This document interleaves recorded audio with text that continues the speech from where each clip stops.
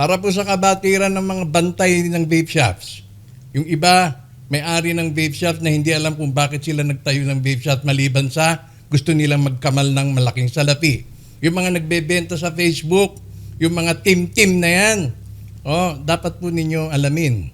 Dapat ninyong malaman na meron po kayong moral obligation kung bakit kayo pumasok sa industriya ng pagbebenta ng mga vaporized nicotine products. Ano po yung moral obligation? Hindi lang po lahat ay pera, kundi para ituro po sa inyong mga kaibigan, sa inyong mga parokyano, sa mga pumapasok sa inyong mga vape shop, ang kahalagahan ng mga vaporized nicotine products. So, pakikita ko po.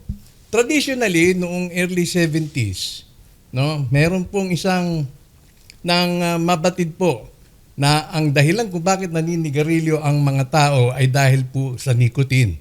Pero namamatay ang mga tao dahil po sa tar. So nagsimula po yung idea na yan na ipinakilala po ng isang tobacco researcher ng pangalan ay si Michael Russell. Mula po noon, na-develop po yung mga tinatawag na tar guard.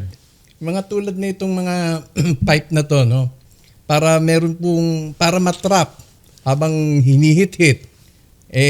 Yung sigarilyo natatrap po dito at nakikita naman kung gaano kadumi yung mga tar na natatrap, kasama na rin siyempre ang nicotine. Pero yung iba na gumamit na ito hindi po satisfied, lalong-lalo na yung mga smokers, dahil nga po nababawasan ho yung lakas, yung tapang, nababawasan din po yung sarap. Yung flavor ng sigarilyo, original flavor ng sigarilyo ay nawawala dahil nga po natatrap dito sa receptacle na ito. Ngayon susubukan po natin para maipakita dun sa mga kulang pa ng kabatiran na kung paano po makatrap ito ng tar at kung gaano karaming tar ang kaya nung itong guard na to, itong tar guard na to. Ito ay more particularly mini filter, ideal for heavy smokers. So sisindihan ko po ito. Paandarin ko po muna itong ating mini pump. Ayan. Umaandar na siya. At ating sisindihan para makita po natin. Although ako ay dating maninigarilyo. Ayan. Ang bilis, Ang bilis niyang maubos. Ayan. Yan. Dito pumapasok yung hangin at dito naman po bumubuga sa gilid. Ayan. So may mga ibang technique po tayong napapanood. Yung ibang technique po ay gumagamit po ng botelya ng tubig. May tubig at hinahayaang ma-drain yung tubig at bumababa naman po yung usok.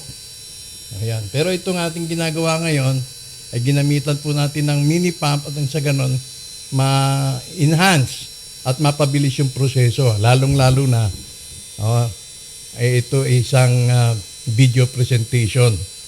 Hindi tayo pwede magantay ng 1 minuto, 2 minuto. Ayan, tapos na. Ang bilis, Okay, so i-discard ko muna to.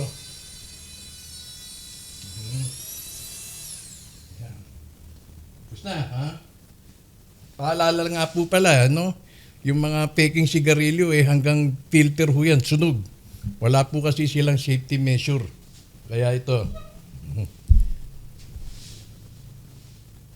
Makita natin.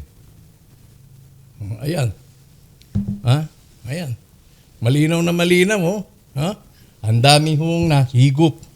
Ang daming nahigop na tar ang isang pipa. Yung iba ginagamit pa ho nila ito ulit. Kaya talagang punong-puno na. Pag napuno na, wala na hong mahihigop yung naninigarilyo na nicotine at tar. So ito lang isang filter red filter, isang sigarilyong pula ating ginamit at matagumpay ang ating eksperimento dahil naipakita po natin ang dumi na nahihigop sa isang sigarilyo at yan po ay naninikit. Hindi lamang po sa ngipin.